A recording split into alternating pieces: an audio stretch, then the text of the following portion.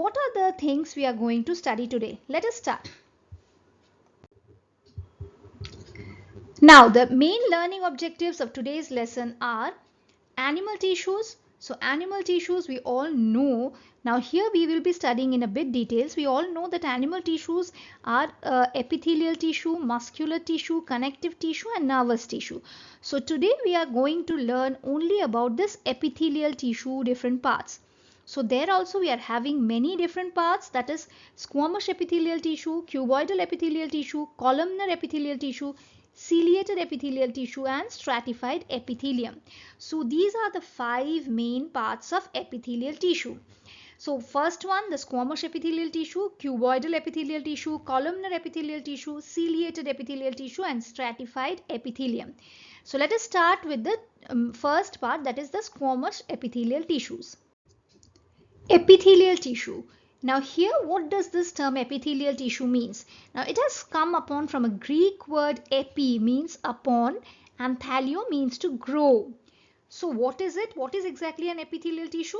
It is a tissue which is composed of one or more layers of thin, protective, continuous sheet of cells covering the external surface of the body and the internal body organs. So it is having more than one or more layers.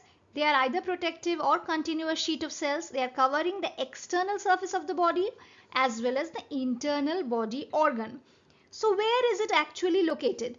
So it is lining the body cavity, the cavities of internal body organs, the blood vessels as well as the ducts also. So if you are being told that give the example of epithelial tissue, you can give the lining of internal surface of mouth, gut, nose. The outermost layer of the skin is also an epithelial tissue. So it is very interesting, right? So lines of the body cavity and the cavities of all the internal organs are, and the blood vessels and ducts are lined by this epithelial tissue. So it is a lining or it is a covering which is made up of one or more layers. So it is a protective layer and it is mainly flat, cuboidal or columnar in shape. So how does it look like? It is either flat or cuboidal or it is columnar in shape. Now let us move on to the next one. Now here what are the characteristics of epithelial tissue? Now if we come upon the characteristics, we will say that they are mostly very closely spaced and they are continuous forms of sheets having no space in between. So they don't have any space between them, and blood vessels are absent in all type of epithelial tissues. So epithelial tissues, they don't have blood vessels in them and they are closely placed and they form a continuous sheets having no space in between them. So they are closely or tightly packed. Now what are the main functions of epithelial tissue? Now first let us take this function, protection. So how does it protect? So epithelial tissue is, as it is lining the body organ, it is preventing it from the mechanical injury or from the entry of germs. So it is protecting the organ from mechanical injury as well as the entry of germs is also restricted. Okay, it is lining the tissues, the inner lining, and it is helping also the drying up of the skin, or it is protecting it against the harmful chemicals. So protection means it is protecting it from mechanical injury, protecting it from the entry of germs, and it is helping to prevent it from drying up, and it is protecting from the harmful chemicals. So all these are under the protective function. So it is also protecting from harmful chemicals. Now let us come to the next one, that is absorption. So how does it help in absorption? Now epithelial lining of the intestine, it is helping in the absorption of water and nutrients of the digested food. Now if there is any injury or any part of damage in this lining, internal lining or internal epithelial tissue, there the nutrients and water is not being absorbed properly. So that function of that inner lining is not working properly. So the absorption is not happening properly. So there we can say that it is helping in absorption of water and nutrients from the digested food. Now next comes secretion. Now epithelial lining of digestive glands and endocrine glands secrete useful secretions. Now all the digestive glands, epithelial lining, they are secreting or from the endocrine glands. They are secreting important secretions. Now formation of gametes, how it is helping in formation of gametes? That is germinal epithelial lining of seminiferous tubules. Okay, so that lining of seminiferous tubules and ovaries, they produced spermatozoa and ova. So that is the germinal epithelium. So that is the germinal epithelium. So germinal epithelium lining the seminiferous tubules. So what is it doing? It is lining the seminiferous tubules. So germinal epithelium.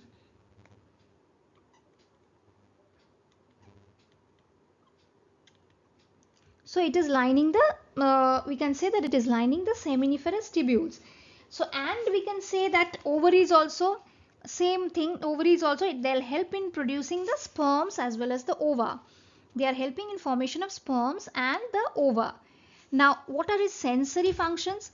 Now sensory epithelium in like skin, eyes, nose, ears, they have sensory stimuli and they convey the nerve impulses to the central nervous system. So they are conveying the impulses to the central nervous system. They are conveying the impulses. So what is it doing? They are conveying impulses to the central nervous system. To the central nervous system. Now how does exchange of material take place? Through this epithelial tissues. Now epithelial lining in the alveoli of the lungs. So alveoli, we all have studied earlier, alveoli in the lungs, what is it having? It is helping in the exchange of O2 and CO2. So that is also an epithelial lining which is helping in the exchange of O2 CO2 between the blood and the inhaled air. So it is causing the exchange of gases or exchange of O2 and CO2 between the blood and the inhaled air. So between the blood and the inhaled air, the O2 CO2 exchange takes place. So sensory functions, it's clear for us. Formation of gametes. Secretion function is also clear. Absorption. So absorption is, that is, it is epithelial lining of intestine. It is helping in absorption of water and nutrients. So that is the epithelial lining of intestine. So it is causing the absorption of water and minerals from the digested food.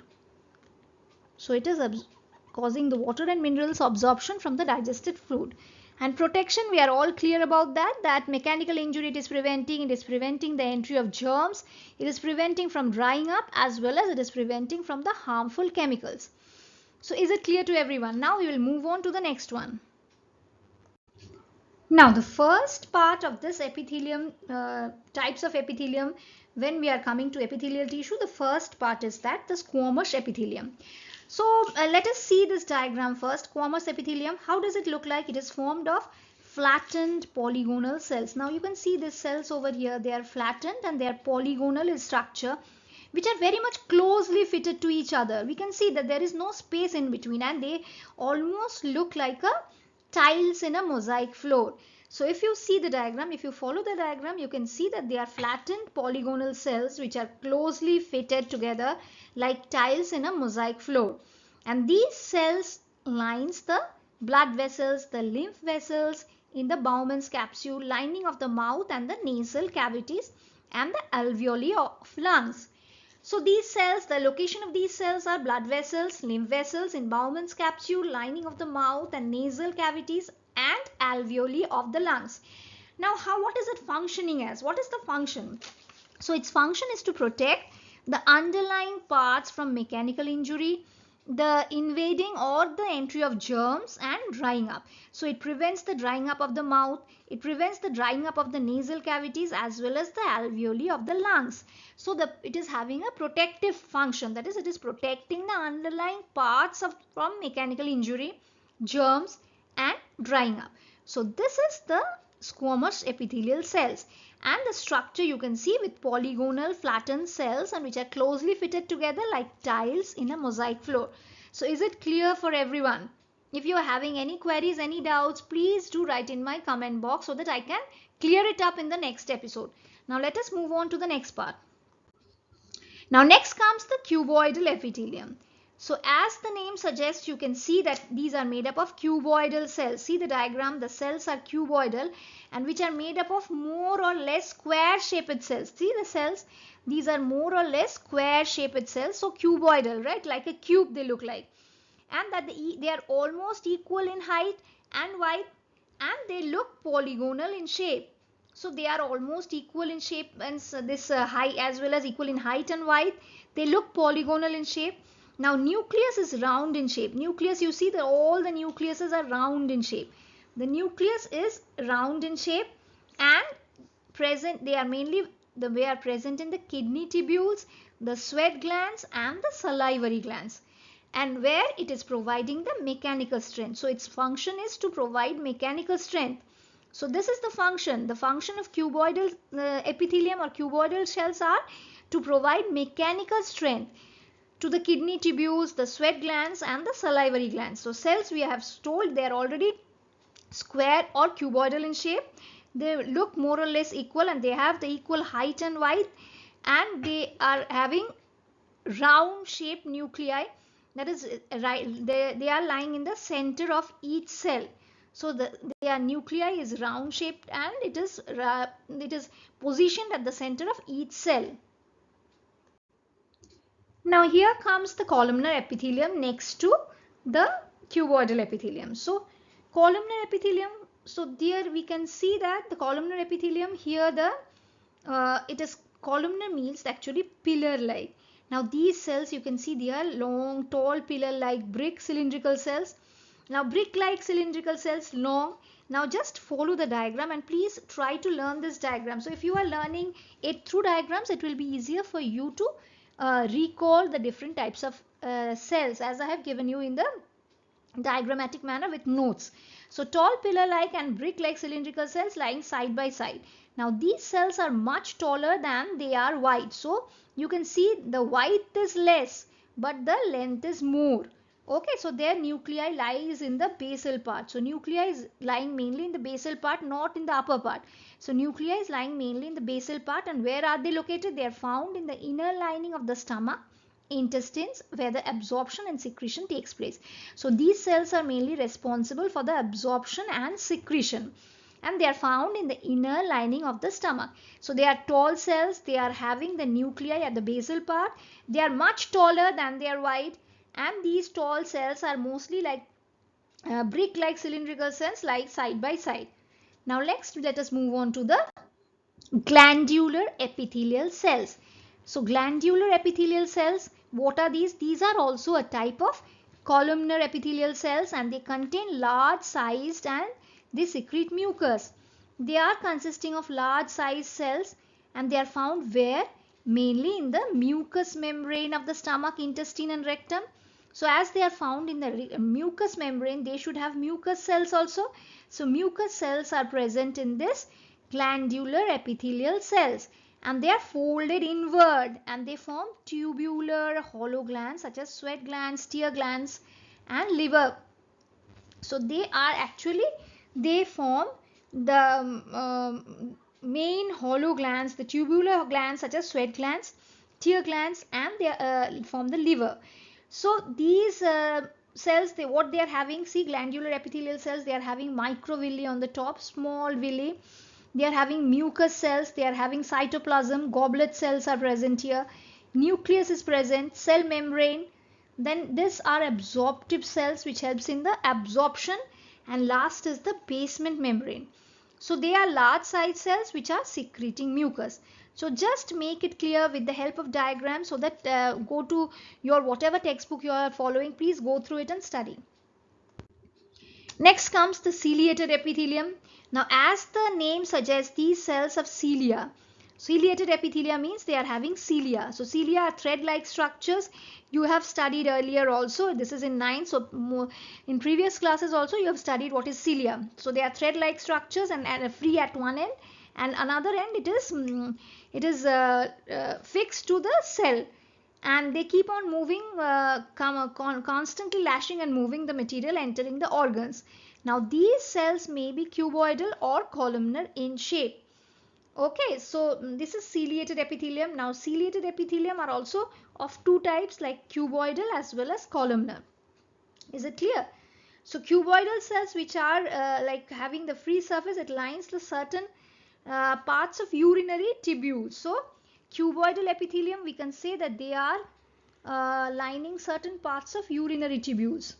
So cuboidal epithelium, they are lining certain parts of uh, urinary tubules. Okay, so they are lining certain parts of urinary tubules, whereas columnar epithelium, where they are present, columnar epithelium, they are mainly present in epithelium, they are mainly present, we can say that they are mainly present in the trachea or the windpipe. Where they are present, they are mainly present in trachea or the windpipe. Is it clear? So this is all about ciliated epithelium. Now in the previous slide also I have already mentioned this, that two types of ciliated epithelium are there. That is, first one is the cuboidal ciliated epithelium and the second one is the columnar ciliated epithelium. So consists of both cuboidal cells as well as columnar cells. Now I have already told that it lines the main parts, the cuboidal cells, they line the main part of urinary tubules, whereas the columnar cells, they line, one part is fixed, another part is free, and they line the main parts of the trachea. Okay, now you can see the ciliated simple columnar epithelial cells. Now cilia, these are small cilia like the thread like features which are on the cell, ciliated simple columnar cells. Here the mucus cell is there. Now here nucleus is there, all these nucleus cells are there, round nucleus. Here the absorptive cell is there, and the basement membrane, this one is the basement membrane and this one is the connective tissue. So this is the ciliated simple columnar epithelium diagram. So please do practice the diagram with the labeling. So whenever you are writing about the columnar or cuboidal epithelial cells, you should give a label diagram to get good marks. If you want, like if it is out of 3, if you want 2, 1.5, then you can omit your diagram portion, but I will suggest you to, for good marks, for full marks, just with every part, whatever you are writing, different types of epithelial cells, different types of cells, wherever you can put diagram. It's very much mandatory for biology that you should put diagram which should be labeled one. So cuboidal as well as columnar ciliated epithelial cells. So this is here. Now we will move on to the last one, that is striated. Striated epithelium. So what is striated epithelium? It consists of epithelial cells which are arranged in several layers or strata of different kinds of epithelial cells. So first it is made up of connective tissue, then it is made up of basement membrane, then comes the basal layer and then the surface layer. So it is consisting of epithelial cells which are arranged in different strata of similar or different kinds of epithelial cells. Now where it is found? It is mainly found in the skin and cornea. So this is a special type of epithelium which is found in skin and cornea, and it is consisting of different layers of strata of similar or different kinds of epithelial cells. So this is all about the epithelial cell part only, with different types of epithelial cells. Now next we will move on in the next video. In the next episode we are going to study about muscular tissue, connective tissue and nervous tissue. That is, these are the other 3 main kinds of animal tissue. So this is all for today. Those who have not yet gone through the previous episode of plant tissue, please go through it. I am putting the link above, and in the description box also I'll put the link. Go through it, study that one, and then come to animal tissue so that you can study the lesson in a full sequential manner. So stay tuned, stay updated with my channel. Thank you.